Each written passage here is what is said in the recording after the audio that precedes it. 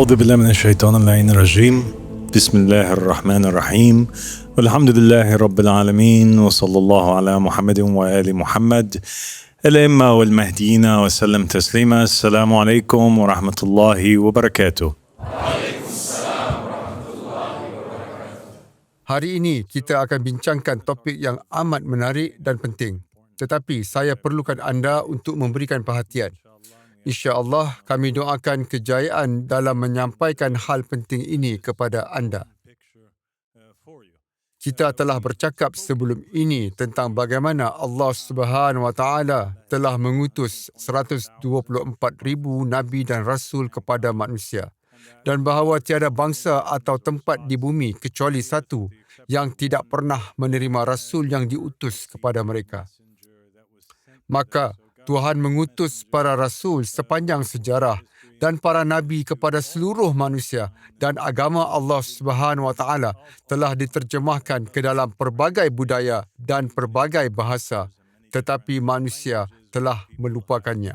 Kami juga telah bercakap tentang ramainya tokoh agama yang berbeza dari tamadun yang berbeza. Mereka akhirnya disahkan sebagai nabi dalam agama Islam. Dan kami telah tunjukkan perkara ini sebelum ini melalui kata-kata Ahmad Al-Hasan alaihissalam, juga melalui kata-kata Ahlul Bait alaihissalam ketika bercakap tentang Zoroaster, ketika bercakap tentang Buddha, ketika bercakap tentang Aristotle dan Plato. Hari ini kita akan tumpukan perhatian kepada tulisan seorang individu tertentu yang sangat penting dalam membentuk teologi Barat, pemikiran Barat. Memandangkan kita berada di Barat, mari kita fokus kepadanya sedikit. Tetapi dia juga bertanggungjawab untuk mempengaruhi dan membentuk, mengesahkan tradisi Ibrahim, dan kita akan bincangkannya malam ini. Watak yang akan kita bincangkan ini dikenali sebagai seorang nabi. Dia dikenali sebagai seorang rasul, sebagai seorang ahli alkimia. Dia dikenali sebagai Hermes Trismegistus. Hermes.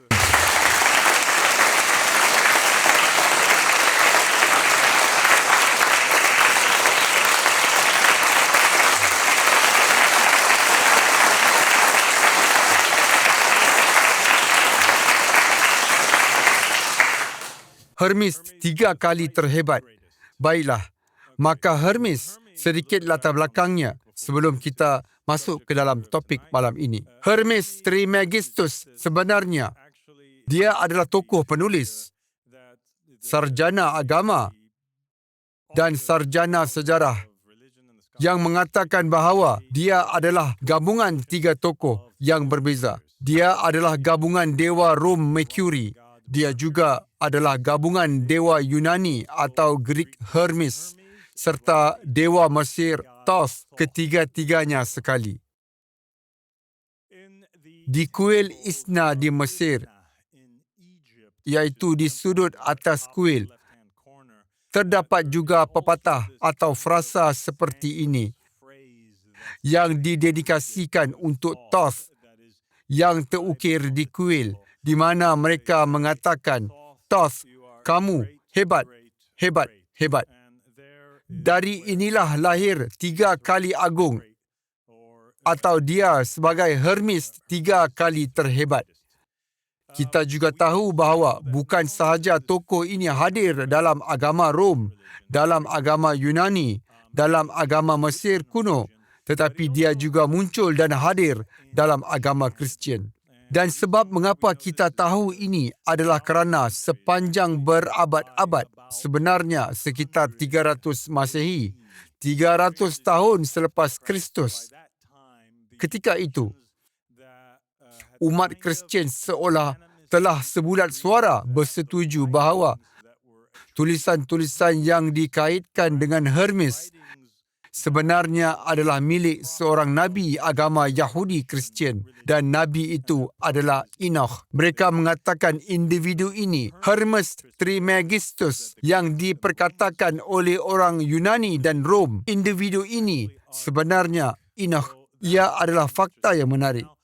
Tidak lama selepas itu, dengan kedatangan Islam dan menjelang abad ke-6 dan ke-7, Para sarjana Islam juga menerima Hermes sebagai milik mereka. Mereka mengatakan Hermes Trismegistus sebenarnya adalah figura Idris. Dan orang Kristian, Yahudi dan Muslim sebulat suara menerima tulisannya dan berkata, ini sebenarnya salah seorang Nabi kami. Ia hal yang menarik untuk ditunjukkan dan sangat penting sebelum kita membincangkan hal ini. Jadi jelas, apa yang ditulis oleh Hermes, mereka suka dan mereka banyak memikirkannya.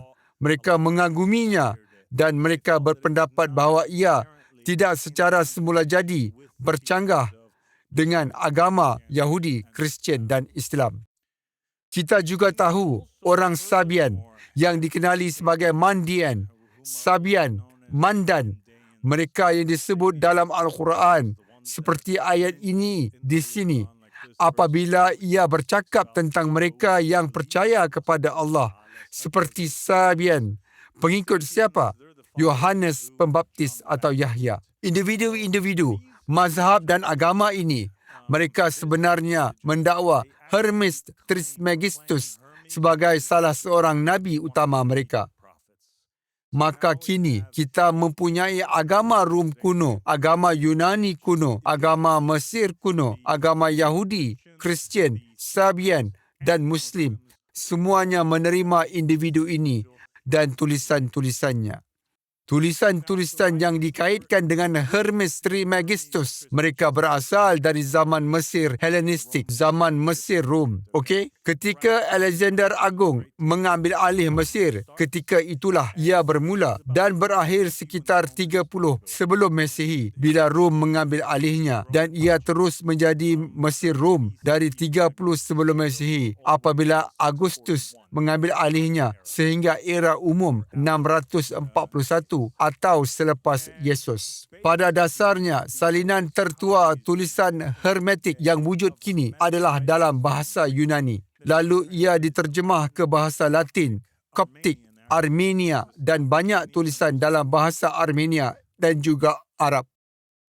Maka, kebanyakan tulisan-tulisan Hermes berasal dari zaman ini. Kami tidak mengatakan bahawa tiada salinan yang lebih tua, tapi salinan-salinan yang masih ada, mereka dikesan kembali ke zaman ini sebelum Isa sehingga ratusan tahun selepasnya.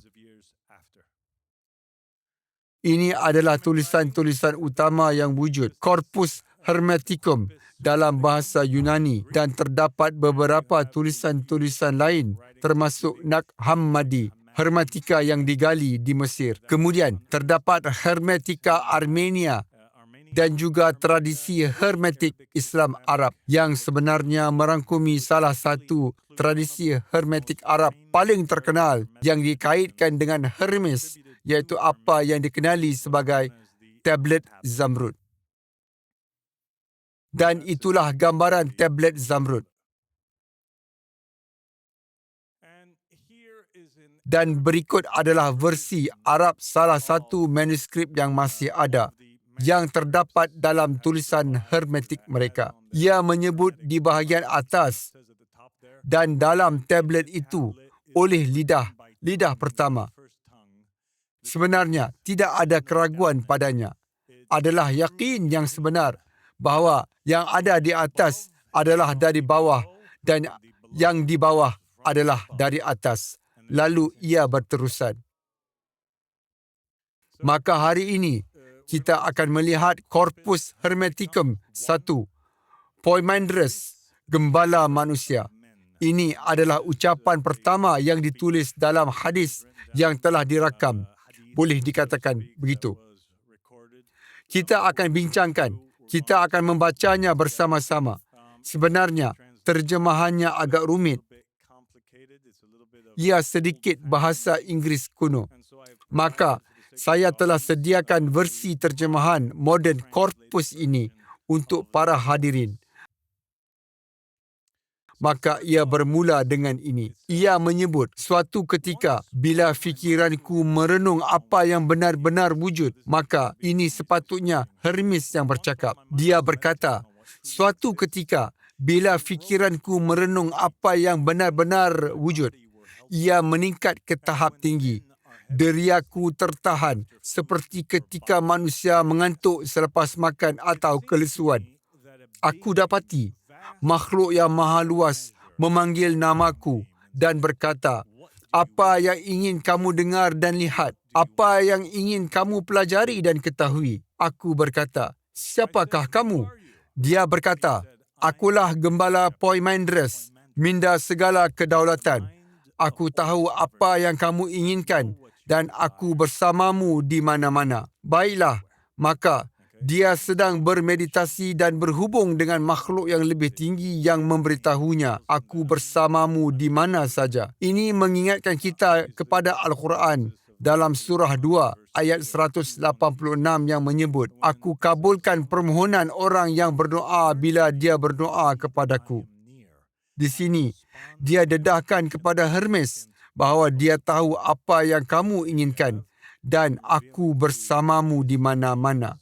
Di sini, Allah Subhanahu Wa Taala berfirman dalam Al-Quran bahawa dia sentiasa dekat dengan hamba dan dia menjawabnya. Bila dia diseru, aku menjawab. Dia ingin pelajari apa itu sesuatu untuk memahami sifatnya dan mengenalnya. Itulah yang ingin aku dengar. Dia menjawab.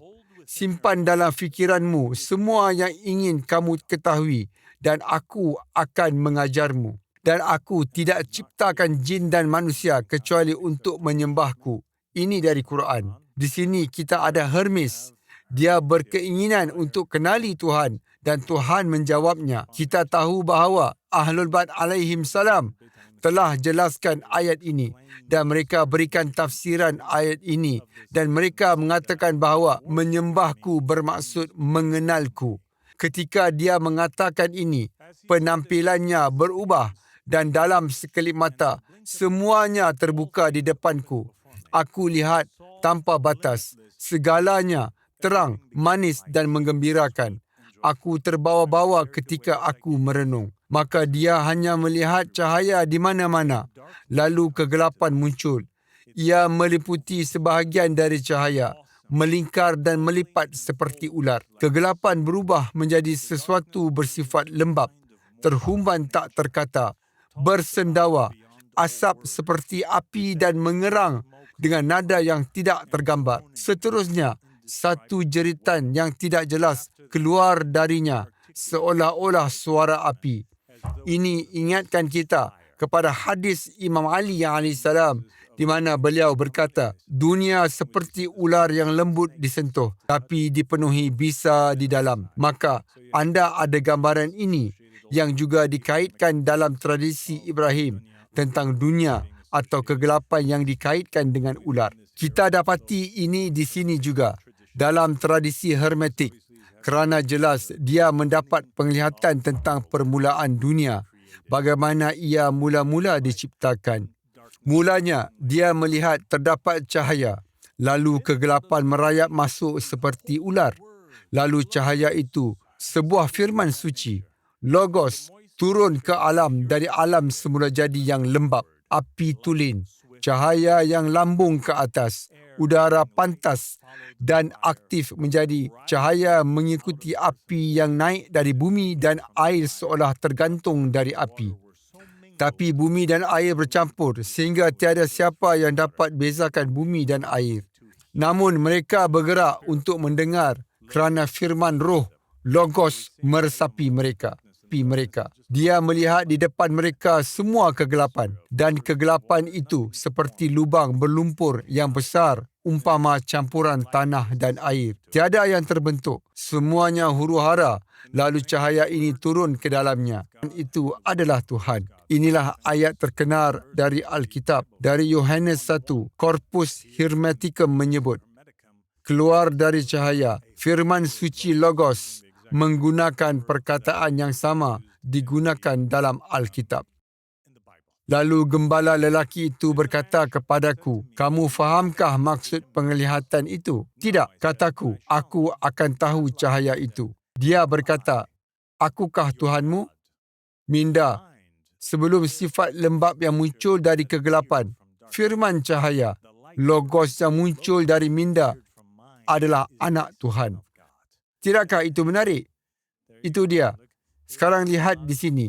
Kita dapati banyak dari agama Kristian sebenarnya datang dari sini. Lalu apa? Saya bertanya. Yang lihat dan dengar dalam dirimu ialah firman Tuhan, tapi minda adalah bapa Tuhan. Mereka tak terpisah. Kehidupan ialah dari kesatuan mereka. Syukur kepadamu. Aku berkata, fahami cahaya. Jawabnya dan berkawan dengannya. Kini kamu mempunyai suara. Dia beritahunya. Dia berkata kepadanya, akulah Tuhanmu. Siapa aku? Akulah Tuhanmu. Akulah minda. Akulah cahaya dalam dirimu. Tapi cahaya dalam dirimu adalah anak. Tapi ia terhubung dengan bapa. Dan bapalah sumbernya. Lihat. Ia digambarkan di sana dalam imej ini. Ketika bercakap, dia memandang lama ke dalam mataku dan aku geletar di dalamnya. Bila diangkat kepalanya, aku lihat dalam minda. Cahaya kini sebagai kuasa yang tidak terjumlah dan kosmos tanpa batas. Api itu dikelilingi kuasa yang hebat, ditundukkan dan ditenangkan. Melihat hal-hal ini, aku memahami kata-kata gembala lelaki itu. Maka apa yang dia kata? Dia berkata dalam mindanya cahaya. Tapi cahaya adalah kuasa yang tak terkira banyaknya. Terdapat banyak di merata tempat dan kosmos semakin berkembang dan berkembang. Semakin tak terbatas. Ketika aku kagum, dia berkata, sekali lagi, kamu lihat dalam minda bentuk arketip yang wujudnya sebelum permulaan tanpa penghujung. Aku bertanya, dari mana elemen alam semula jadi ini wujud? Dia menjawab, dari kehendak Tuhan. Alam semula jadi menerima firman itu dan memandang kosmos yang indah. Dia menyalinnya, jadikan dirinya sebagai kosmos melalui elemennya dan kelahiran roh. Baiklah, ini agak rumit, tapi saya akan jelaskannya kepada anda sedikit lagi. Pada asasnya, apa yang dia katakan ialah Tuhan Bapa itu wujud. Dan Tuhan Bapa membayangkan imej-imej tertentu dalam mindanya. Terdapat imej-imej ini yang ada dalam alamnya, yang diciptakannya dengan memikirkannya, tetapi mereka masih belum menjadi nyata dalam bentuk fizikal.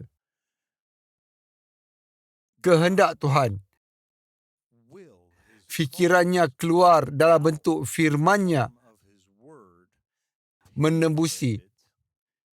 menembusi semua jirim yang wujud dan semua kegelapannya. Dan bila cahaya itu keluar dan fikiran-fikiran keluar dari Tuhan ke dalam kegelapan. Kegelapan yang dahulunya huru-hara dan tidak lakukan apa-apa menjadi sedar. Menyedari imajinasi Tuhan dan mula meniru imajinasi Tuhan. Menarik, bukan?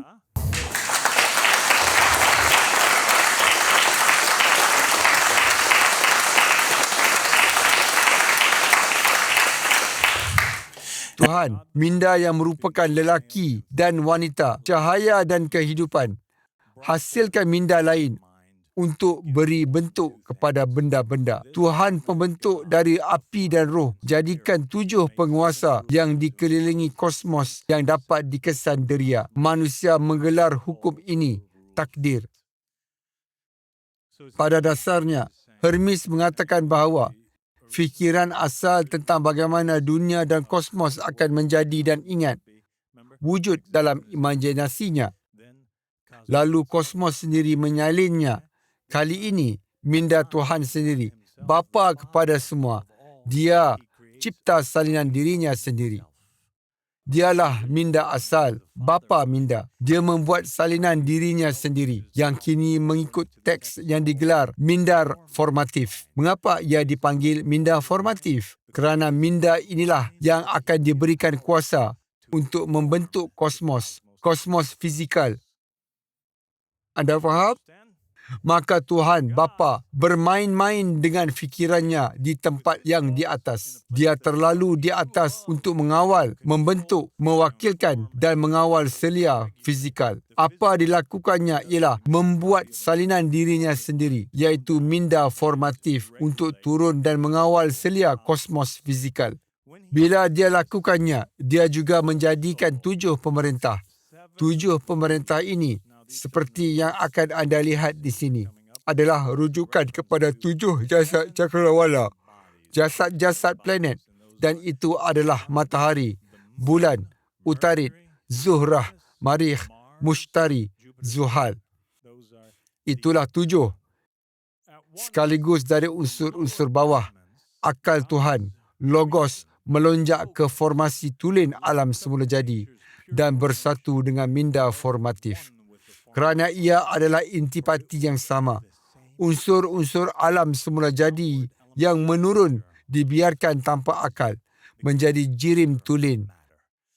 Maka Logos, firman Tuhan yang pada mulanya keluar. Ke mana ia pergi? Ia masuk ke dalam dan bersatu dengan salinan Tuhan yang dibuatnya dari dirinya kerana keduanya memiliki sifat yang sama. Jika kita berfikir sebagai contoh, dalam beberapa istilah Alkitab, apa yang akan kita katakan? Kita akan berkata, Logos, Tuhan, akal dan firman-Nya, atau lebih tepat kehendaknya, akhirnya masuk ke dalam salinan yang kini menjadi bekas untuk kehendaknya dan diwakilkan urusan alam semesta. Lalu minda formatif bersatu dengan akal atau logos dan mengelilingi sfera dan menjadikannya berputar dengan pusarannya. Memutarkan formasinya dari mula tanpa ikatan hingga kesudahan tanpa akhir. Kerana kitaran mereka bermula di mana ia berakhir seperti kehendak minda. Maka dia mula gerakan sesuatu. Sentiasa dalam gerakan membulat. Kerana gerakan membulat tiada penghujung. Jika bergerak dalam garis lurus, ada permulaan dan penghujung. Tiada penghujung pada bulatan. Dia jadikan segalanya dalam gerakan membulat. Dari unsur-unsur ke bawah, alam semula hasilkan kehidupan tanpa sebab kerana dia tidak meluaskan akal kepada mereka. Udara bawa makhluk bersayap, air perenang, tanah dan air. Setelah berpisah mengikut kehendak minda, lahirlah makhluk berkaki 4, reptilia, liar dan jinak. Kini, penciptaan kehidupan bermula. Ikan, burung, makhluk berkaki 4, makhluk berkaki 2. Mereka berjalan di seluruh muka bumi, tapi ada perbezaan yang besar. Tiada satu dari mereka ada apa yang dimiliki oleh minda formatif. Tiada satu memiliki Roh Kudus ini. Tiada satu dari mereka memiliki akal dan tiada yang memiliki logik. Mereka semua hanya bergerak tanpa akal. Bergerak tanpa koheren kepadanya. Tiada logik. Bukan Tuhan yang mengatur urusan mereka. Tetapi minda Bapa sebagai kehidupan dan cahaya yang dibawa pada ketika itu kepada manusia. Minda Bapa bukanlah formatif. Ini bukan yang fizikal. Ini Tuhan yang berada di luar dia. Tuhan segala-gala Tuhan. Dia berada di luar. Dia membayangkan manusia dalam imajinasinya setaraf dengan dirinya sendiri yang dicintainya seperti anaknya sendiri. Kerana manusia itu cantik, tiada tandingan. Imej Bapanya. Tuhan jatuh cinta dengan bentuknya sendiri dan anugerahkan manusia semua bentuknya.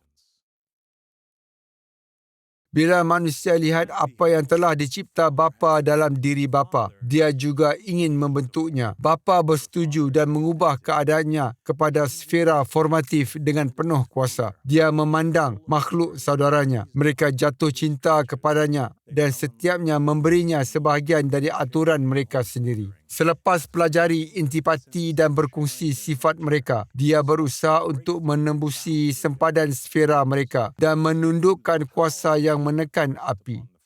Maka apa yang berlaku ialah Tuhan menciptakan manusia. Dia bayangkannya dalam mindanya dan mengasihinya. Manusia berkata, Tuhan, betapa hebatnya hal yang Engkau lakukan. Engkau ke sana sini mencipta semua hal yang hebat ini. Aku mencintaimu dan berharap dapat lakukan yang sama. Aku berharap dapat mencipta sesuatu. Maka Tuhan memberinya izin dan dia memutuskan bahawa apa yang dia ingin lakukan ialah dia ingin turun dan hidup di alam fizikal, jirim fizikal. Ini agak revolusioner dan bertentangan dengan intuisi atau bertentangan dengan sebab mengapa manusia wujud. Naratif Yahudi Kristian meletakkan manusia di alam fizikal semata-mata berdasarkan fakta bahawa mereka telah melanggar atau kerana dosa dan bahawa ia adalah satu kejatuhan. Sebenarnya ialah sebaliknya. Semuanya tentang cinta. Ia kisah cinta. Tuhan jatuh cinta dengan cahaya, kegelapan atau dengan jirim. Dan ia berusaha untuk memasukinya dan hidupkannya. Ia adalah kisah penciptaan. Dia yang berkuasa penuh ke atas semua benda fana di kosmos dan hidupan yang tak rasional. Melihat ke bawah melalui harmoni, melepasi kekuatannya dan tunjukkan kepada alam semula jadi di bawah bentuk Tuhan yang adil. Melihat kecantikan manusia yang tak terhapus, yang membawa dalam dirinya setiap tenaga dari 7 pemerintah serta bentuk Tuhan. Alam semula jadi tersenyum dengan cinta seolah melihat imej di atas airnya dan bayangannya di buminya. Dia pula melihat rupanya wujud di dalam airnya, menyukainya dan ingin tinggal di dalamnya. Dengan keinginan itu muncul, dia hidupkan bentuk tanpa akal. Alam meraihkan objek cintanya dan memeluknya sepenuhnya. Mereka bercampur kerana mereka adalah kekasih. Cahaya dan kegelapan, roh dan tubuh, mereka kini bercampur gaul dan tinggal berterusan bersama dalam harmoni. Bahagian di sini, di mana dikatakan manusia yang membawa dalam dirinya sendiri setiap tenaga 7 pemerintah, pada dasarnya ialah disebabkan idea hermetik yang akan kita bahas di masa depan. Kita akan mendalaminya dalam kuliah akan datang tentang apakah tujuan sebenar matahari dan bulan dan jasad planet tersebut. Terutamanya yang paling dekat dengan kita, iaitu bahawa setiap satu dari mereka, setiap satu dari 7 jasad cakrawala itu memiliki kuasa tertentu. Merekalah yang secara kolektif bertanggungjawab atas takdir. Merekalah yang secara kolektif bertanggungjawab. Bila manusia diciptakan, Marikh akan memberi seseorang kekayaan atau sifat-sifat tertentu. Mushtari akan lakukan hal yang sama. Zuhal akan berikan mereka perkara yang sama. Lalu secara kolektif, keputusan yang dibuat oleh 7 planet ini akan menggerakkan banyak kisah hidup anda.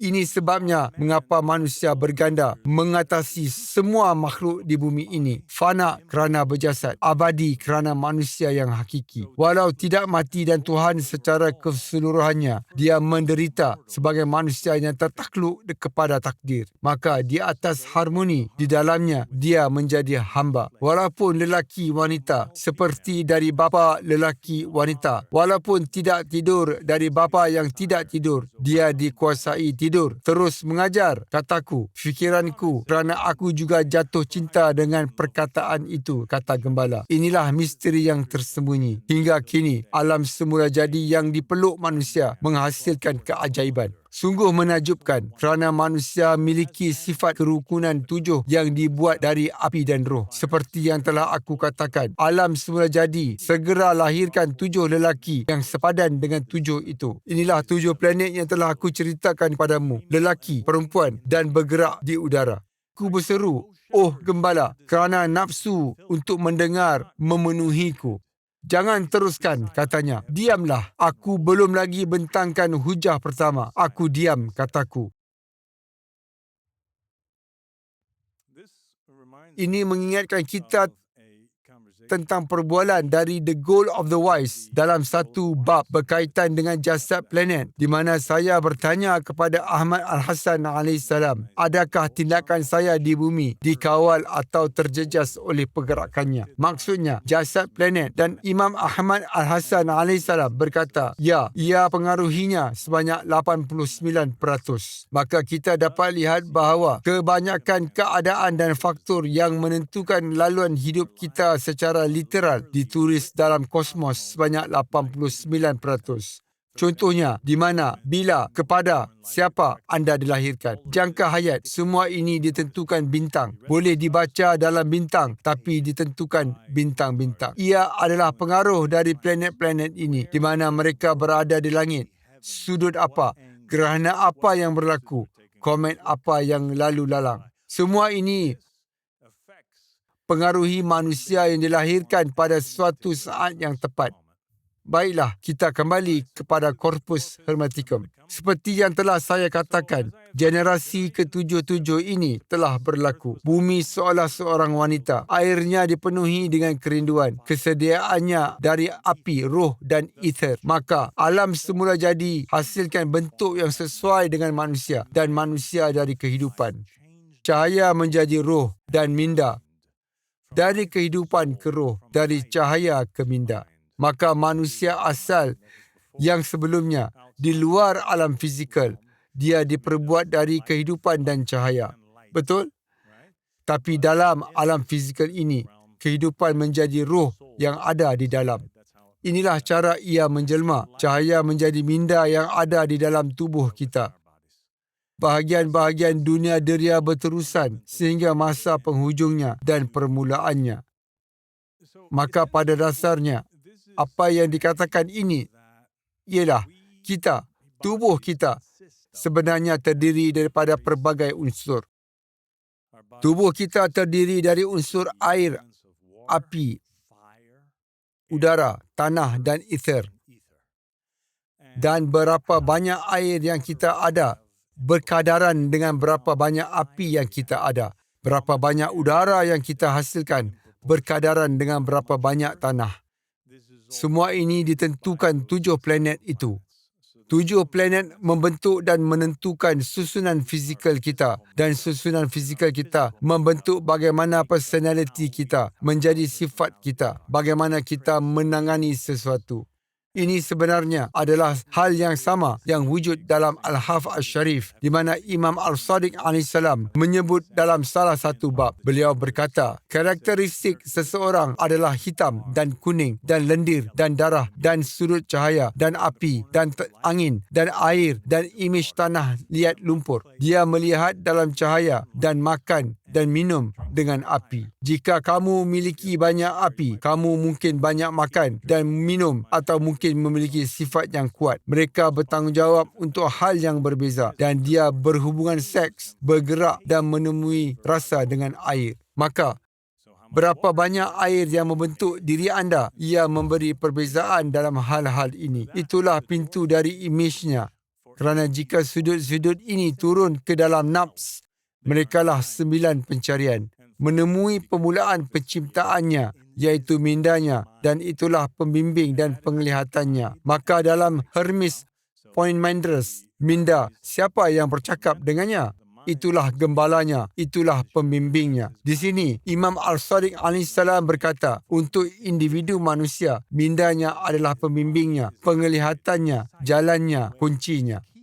Dengannya, dia selesaikan apa yang diturunkan kepadanya. Kerana jika sokongan mindanya adalah cahaya, dia menjadi seorang yang menghafal, bijak, pantas dan berilmu, seorang yang beramal. Dia tahu tentang itu dari kematangan dan kemuliaannya dan bagaimana dan mengapa. Apabila dia mendapat manfaat dari kurniaan ini, dia tahu jalan dan destinasinya dengan jelas. Maka dengan itu, dia akan menyedari kematian dan dia hidup sambil tetap setia kepada tauhid.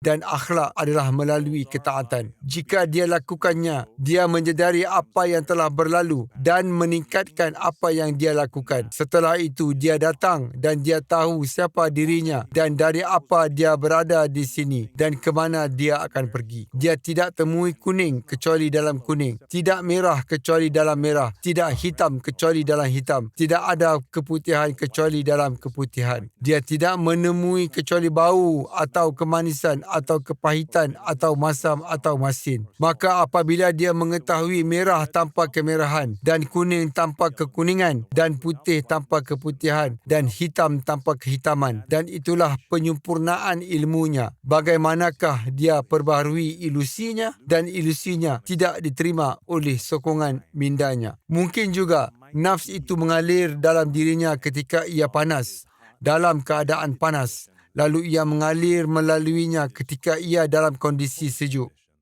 Maka, jika yang panas itu datang kepadanya, dia menjadi riang dan angkuh dan berehat dan gembira. Dan dia curang dan berzina dan goyah dan bergembira. Dan jika yang sejuk itu datang kepadanya, dia bersedih dan bermuram dan rendah diri dan terhina dan menjadi pelupa dan putus asa. Kerana inilah gejala-gejala dari kesihatan buruk dan puncanya ialah makanan dan minuman dan masa-masa yang tidak sesuai untuk makanan dan minuman itu. Maka kita menanggung kesakitan dari warna dan kesihatan buruk mengikut sebab dan keperluan serta kedamaian. Ia adalah alkimia, ajaran dan pepatah hermetik yang tulen. Kini, selamilah baki wacana yang begitu kamu dambakan. Tatkala tempohnya tamat, ikatan yang mengikat mereka telah dirungkai oleh kehendak Tuhan. Semua haiwan jantan betina. Pada mulanya, semuanya adalah androgini. Semua haiwan adalah jantan betina. Pada masa yang sama, manusia diciptakan. Ada menjadi sebahagian jantan, ada menjadi sebahagian betina. Dan Tuhan berfirman melalui firman sucinya, bertambahlah, membiak dan lipat gandakan semua makhluk dan ciptaan. Biarlah manusia yang berakal dalam dirinya belajar untuk mengetahui bahawa dia tidak mati dan cintalah punca kematian. Malah cintalah segalanya. Di sini beberapa perkara. Bila mereka bercakap tentang lelaki, betina, anda boleh membaca bahawa segala-galanya. Ini seperti kondisi pra-Hawa, di mana lelaki sebenarnya wujud sebagai kedua-duanya. Itulah sebabnya Tuhan mencerminkan dirinya dalam imej lelaki dan wanita. Inilah sebabnya mengapa para penyembah Baphomet pada dasarnya menggambarkannya dalam bentuk separuh lelaki, separuh wanita, kerana dia ialah cerminan lelaki dan perempuan. Tetapi apa yang dibincangkan ialah fakta bahawa segala-galanya bersatu dan harmoni. Lalu, setelah satu ketika tertentu, mereka berpisah dan alam semesta menjadi huru-hara. Sebab mengapa ia menjadi huru-hara ialah kerana cinta yang mendalam yang dimiliki cahaya atau manusia itu terhadap alam semula jadi, dan ia semakin menyelubungi alam semula jadi dan bentuk fizikal dan melupakan intipatinya sendiri. Dan dengan itu, misinya ialah mengingati asal-usul mereka untuk melarikan diri dari kegelapan dan kembali sekali lagi kepada Tuhan.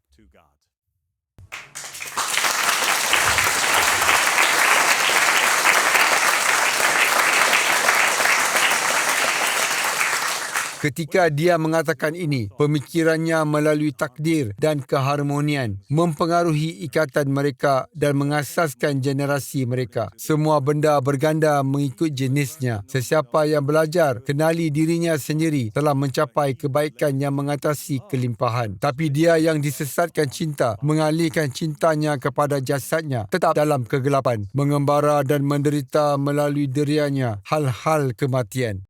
Aku berkata, kesalahan besar apakah yang dilakukan orang jahil hingga tidak bebas dari kematian? Kamu nampaknya, katanya, tidak hiraukannya. Apa yang kamu dengar, bukankah aku suruh kamu berfikir? Ya, aku berfikir dan ingat dan bersyukur padamu. Jika kamu telah berfikir, dia berkata, beritahu aku, mengapa mereka yang berada dalam kematian layak mati? Kerana kegelapan yang suram adalah akar dan pangkal tubuh material.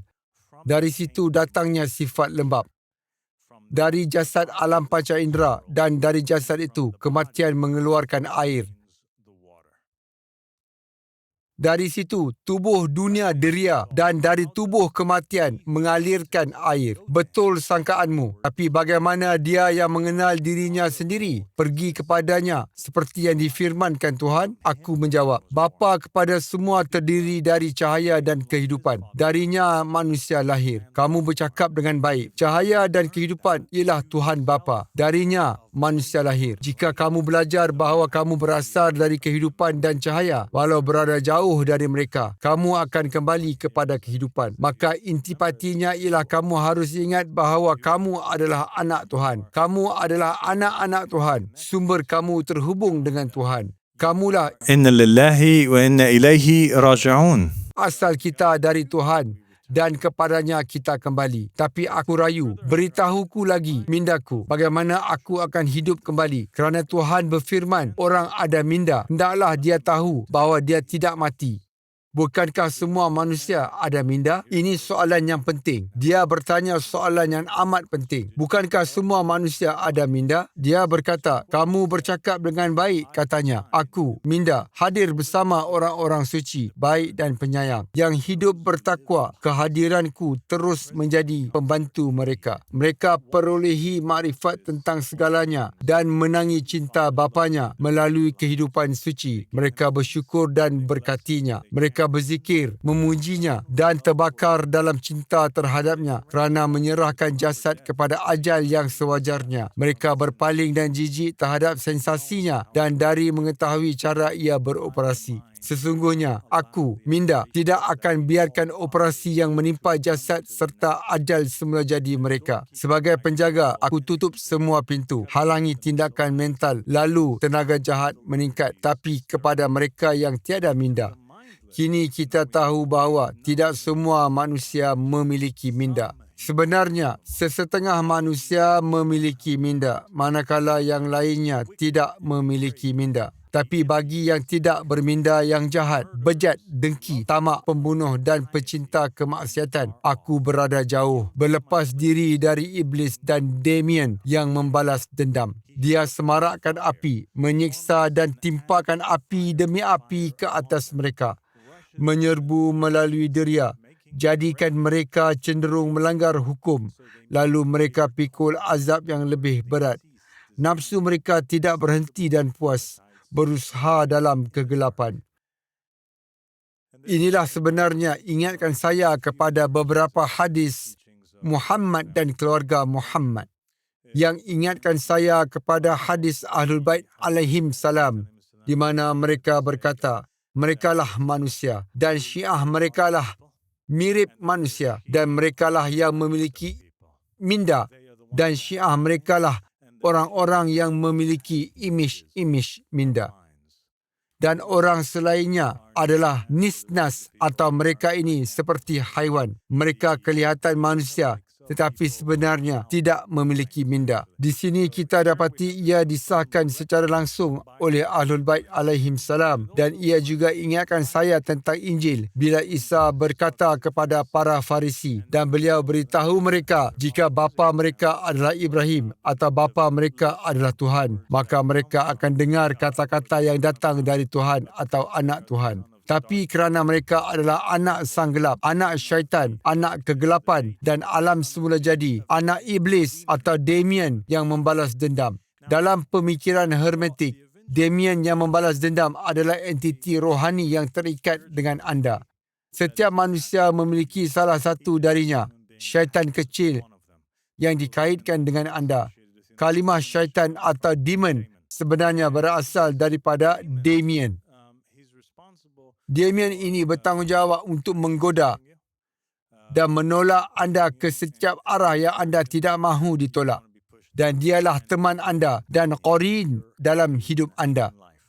Ini mengingatkan kita tentang konsep yang ada dalam Islam, tentang setiap individu memiliki syaitan atau qarin, teman yang bersama mereka. Lalu ia berkata, anda telah ajari segala yang aku inginkan. Oh Minda, ceritakan lagi tentang sifat jalan di atas sebagaimana ia berlaku bagiku. Kata gembala lelaki itu, bila jasad materialmu akan diurai, pertama, kamu serah jasad untuk berubah. Bentuk yang kamu miliki hilang. Kamu lepaskan cara hidupmu. Dikosongkan tenaganya untuk Damien. Maka apabila kamu mati, Damien yang menemani kamu, dia sebenarnya menyedut semua tenaga kamu. Deria jasad kembali ke sumbernya, menjadi terpisah dan naik sebagai dorongan serta keinginan tenaga, lalu berundur ke dalam fitrah tanpa akal.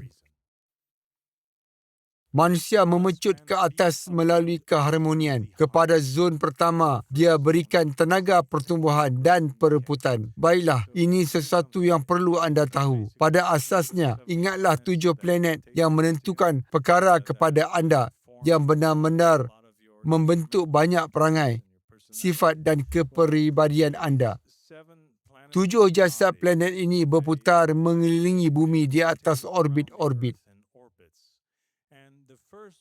Yang pertama atau paling dekat dengan kita ialah bulan. Maka setiap zon atau jarak antara salah satu jasad planet tersebut dan yang lain, apabila individu mati dan rohnya naik kepada Tuhan, semasa dia melalui zon-zon ini, dia menanggalkan aspek-aspek tertentu yang mesti dibuangnya. Sama ada dia berjaya lakukannya ataupun tidak.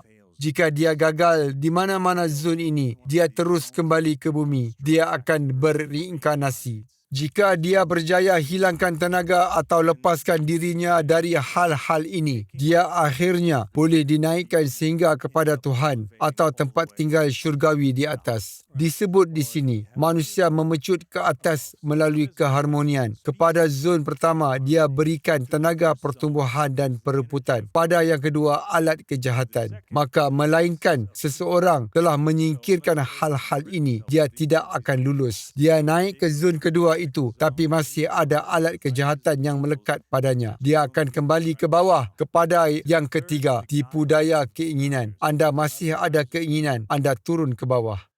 Kepada keempat, kesombongan pemerintahan. Kepada kelima, yang nista, tergesa-gesa biadab. Ke zon keenam, yang mencari harta secara batil, dicabut peningkatannya. Ke zon ketujuh, jerat kepalsuan, dihilangkan tenaga. Lalu dengan segala tenaga harmoni yang dicabut, berpakaian dengan kekuatan sebenarnya, dia tiba ke sifat ke-8. Bersama-sama mereka di sana, dia memuji Bapa. Mereka menyambutnya dengan gembira. Dijadikan umpama penghuni di sana. Dia dengar kuasa-kuasa di atas ke-8 melakukan pujian kepada Tuhan dalam bahasa mereka sendiri.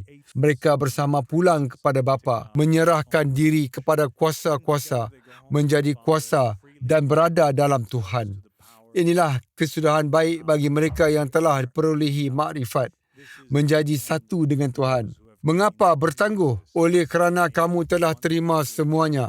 Kamu mesti tunjukkan jalan kepada mereka yang layak, agar melalui kamu, umat dapat diselamatkan. Bila dia berkata begitu, gembala itu bergabung dengan kuasa-kuasa. Aku dengan ucapan syukur dan keberkatan kepada Bapa Kuasa Universal dibebaskan, penuh dengan kuasa yang telah dicurahkan kepadaku dan dengan apa yang dia ajarkan tentang fitrah, segala dan penglihatan yang tertinggi. Aku mula ajari manusia tentang keindahan pengabdian makrifat. Wahai manusia yang lahir di bumi, kamu yang telah tunduk kepada mabuk, tidur dan kejahilan tentang Tuhan, waraslah. Maka pada dasarnya, minda di saat ini, dia mengutus Hermes sebagai Nabi, sebagai Rasul dan berikannya tugasan, memberitahu bahawa dia mesti pergi dan sedarkan manusia. Kini kamu seorang Rasul yang harus tunjukkan kepada mereka jalan agar diselamatkan dan ingatkan mereka tentang sifat sebenar mereka dan bahawa mereka adalah anak-anak Tuhan.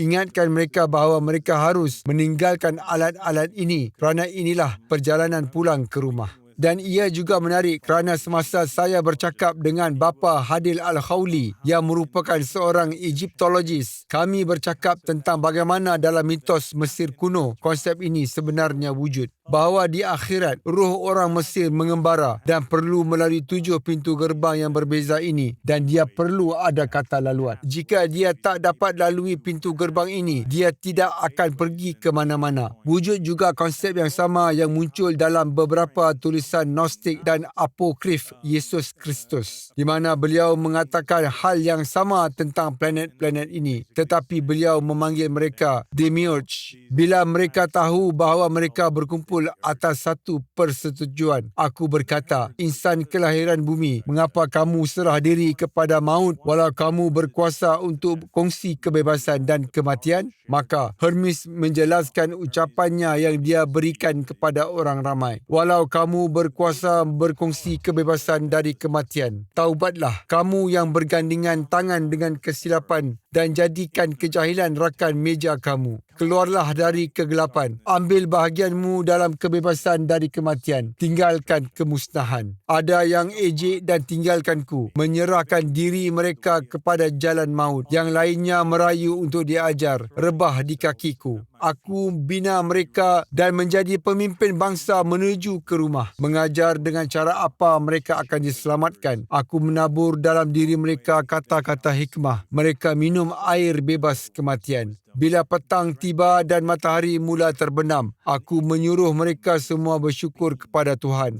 Bila mereka selesai bersyukur, setiapnya kembali ke tempat rehat sendiri. Aku simpan dalam hatiku kebaikan gembala lelaki dan gembira dengan segala harapan yang dipenuhi. Tidurnya jasad menjadi kesedaran roh, menutup mata, mimpi yang benar, kesunyianku mengandung kebaikan, bicaraku melahirkan hal-hal yang baik. Semua diterima dari mindaku, iaitu gembala lelaki. Firman, logos, segala penguasaan yang melaluinya Tuhan ilhamkan aku datang ke dataran kebenaran. Dengan segenap jiwa dan kekuatan aku bersyukur kepada Tuhan Bapa. Lalu ini adalah ucapan syukurnya kepada Tuhan. Dia berkata, Maha suci Engkau, ya Tuhan Bapa semesta alam. Maha suci Engkau, ya Tuhan, yang kehendakmu. Mari kita semua berganding bahu. Mari ucapkan doa ini. Ini adalah kali pertama pernah ada jemaah sejak zaman Enoch atau Hermes sehingga hari ini yang membaca doa ini bersama-sama. Anda bersedia? Yes. Ulangi selepas saya. Maha suci Engkau, ya Tuhan, Bapa semesta alam.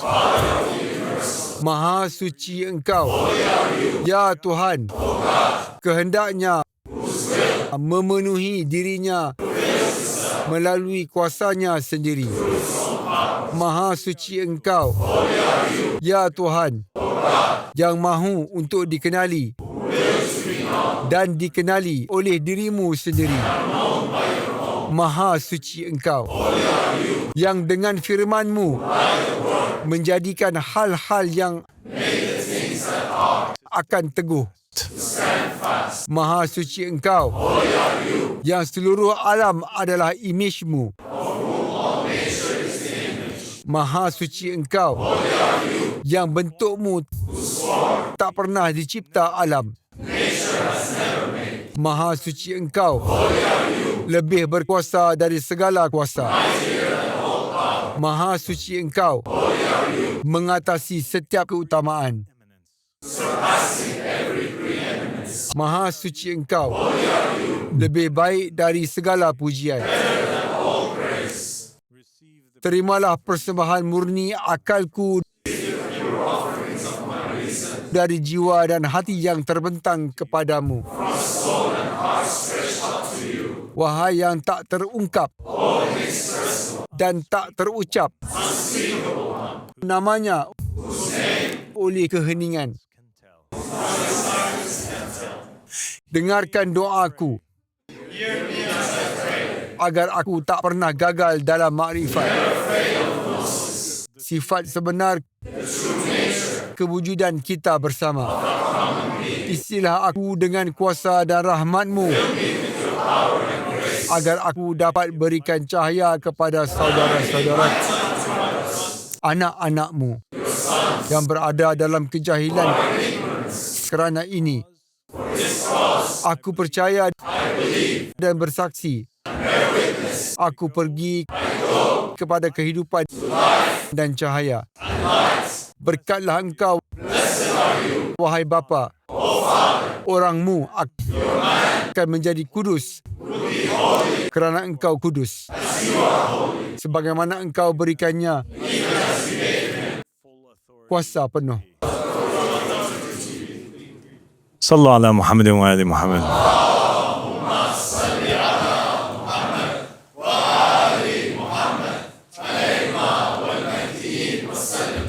Berikut adalah permata yang amat penting. Hadis dari Muhammad dan keluarga Muhammad, dan ia digelar akal dan kejahilan. Pada dasarnya ia adalah hadis dari Imam Al-Sadiq AS, di mana beliau berkumpul dengan sekumpulan pengikutnya, dan topik akal atau al-aql atau minda atau ketiadaan minda atau kejahilan, jahil muncul. Maka Aba Abdillah berkata, kenali minda intelek dan tuan rumahnya, dan kejahilan dan tuan rumahnya, maka kegelapan dan tuan rumahnya, dan kemudian kamu akan mendapat petunjuk. Kenalilah antara keduanya, kenalilah perbezaan antara mereka.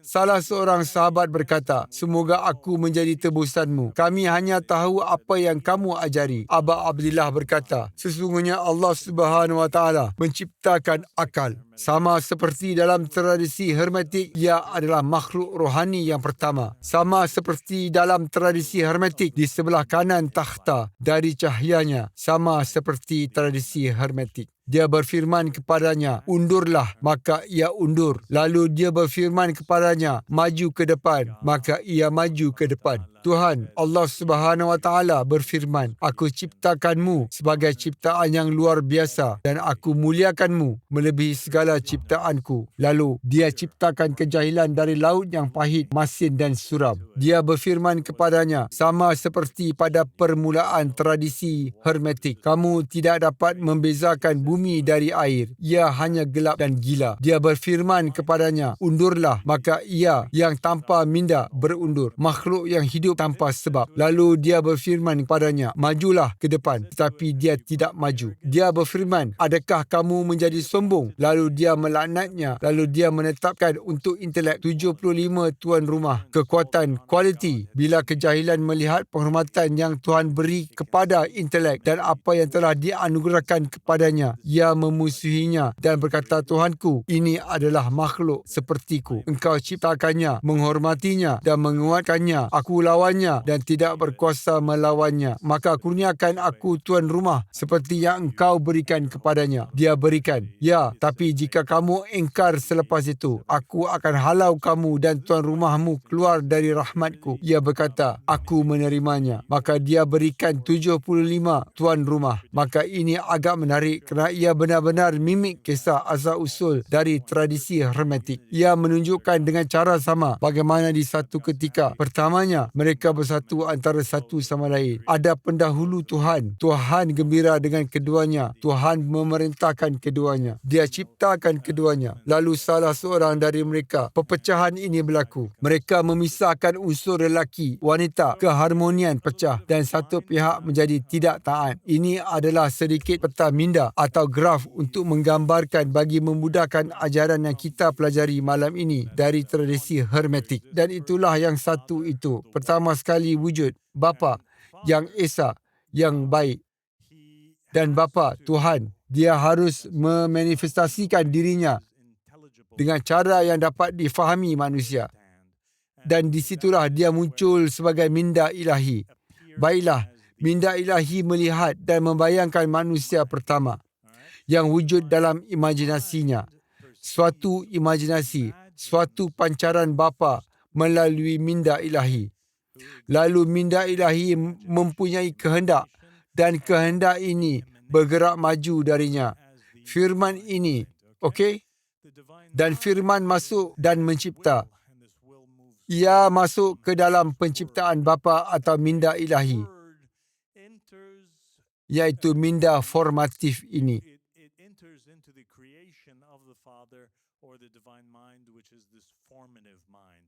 Maka firman bersatu dengan minda formatif dan maju ke alam semula jadi.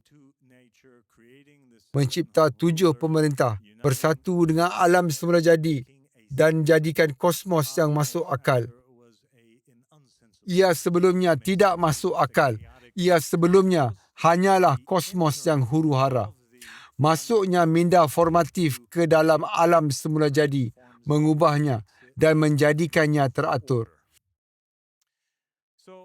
Apa yang ada di sini amat mengingatkan kita tentang ajaran Imam Ahmad Al-Hassan AS pada tahap yang begitu tinggi. Ia menakjubkan kerana kita secara literal boleh gantikannya dengan apa yang dikatakan Imam Ahmad Al-Hassan AS dalam kitab Tauhid. Dan kita akan melihat bahawa huwa yang tidak dapat difahami oleh ciptaan, sama seperti bapa kepada Yang Esa, tidak dapat difahami oleh ciptaan. Kedua-duanya perlu memancar dan menjelmakan diri mereka dengan cara yang berbeza. Maka dia menjelmakan dirinya sebagai Allah Subhanahu Wa Taala, sama seperti bapa perlu menjelmakan dirinya sebagai minda ilahi. Dan Allah Subhanahu Wa Taala berkehendak dengan cara yang sama seperti minda ilahi mempunyai firman. Dan Allah Subhanahu Wa Taala mencipta imej dirinya, iaitu Muhammad dan keluarga Muhammad atau Muhammad khalifah Allah Subhanahu Wa Taala yang paling sempurna. Selepas menentukannya, dia menciptakannya. Dia ciptakan imejnya. Muhammad menjadi minda pertama yang diciptakan. Itulah yang Imam Ahmad Al-Hassan AS gelar sebagai Muhammad, minda pertama. Siapa yang beliau katakan sebagai kejahilan? Umar laknatullahi alaih. Dan dialah jahil. Dialah kejahilan dan kekacauan. Dan minda adalah Muhammad. Dan Muhammad masuk ke dalam alam semula jadi. Baginda dilantik sebagai khalifah yang pertama. Bagindalah yang berkata kepada sesuatu, jadilah, maka ia menjadi. Baginda diberi kuasa ke atas semua ciptaan. Bagindalah yang sebenarnya tujuan makhluk ciptaan diciptakan. Kepada bagindalah Tuhan berfirman. Dia berfirman, Muhammad, jika bukan keranamu, aku tidak akan ciptakan mana-mana lautan, mana-mana bumi, mana-mana makhluk, mana-mana bot atau kapal. Tiada apa yang aku ciptakan, melainkan kerana cinta kepadamu. Maka ia adalah kisah cinta dalam tradisi hermetik di mana Tuhan melihat, membayangkan idea tentang manusia ini dan dia jatuh cinta kepadanya. Dan kerana cinta kepadanya dan keinginan untuk jadikannya menurut imejnya dan memberinya kuasa ke atas ciptaan dan kuasa mencipta, dia mengutusnya ke alam semula jadi atau kosmos. Tentunya kehendak Allah Subhanahu Wa Taala bersatu dengan Muhammad dengan cara yang sama seperti logos bersatu dengan minda formatif. Maka pada asasnya, kedua-dua ajaran ini adalah benar-benar sama.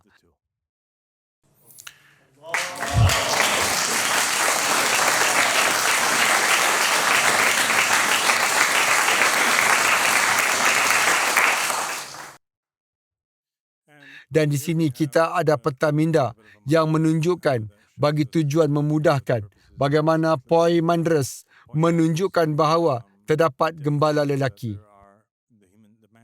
Ia menunjukkan bahawa terdapat manusia yang semuanya, mereka semua memiliki roh atau sejenis daya penggerak atau nafs. Dan nafs memiliki, semua lelaki memiliki akal. Dan semua manusia memiliki diria.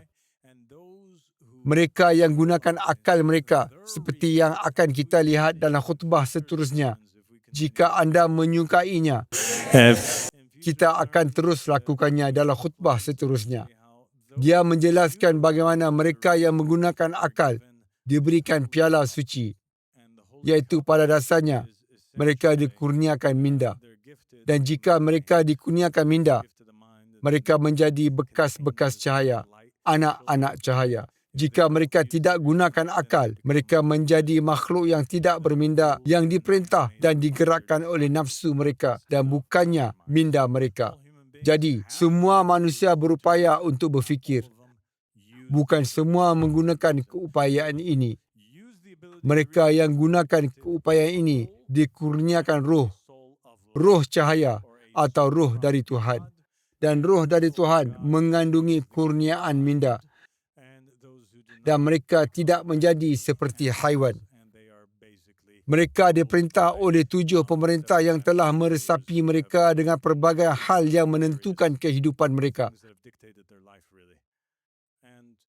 Dan keseluruhan naratif antara Hermes, Thoth dan Mindanya sangat mengingatkan saya tentang hadis ini, iaitu sesiapa yang mengenali dirinya, mengenali Tuhannya. Kerana itulah yang ditemui Hermes.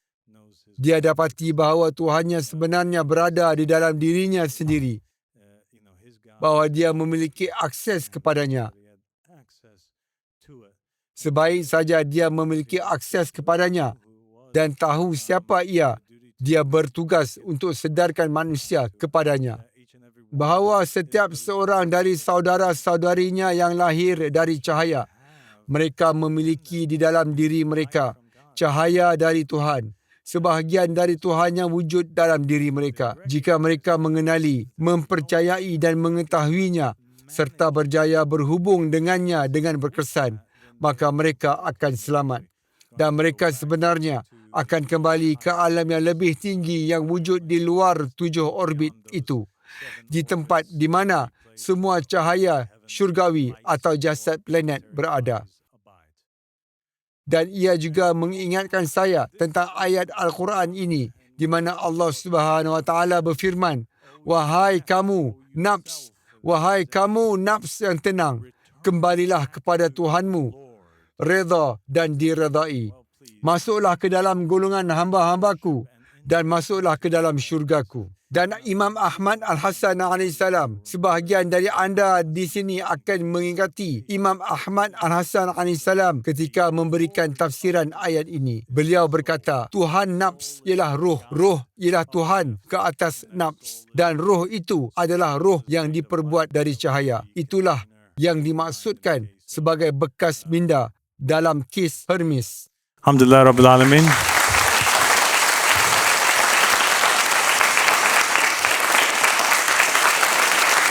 Thank you.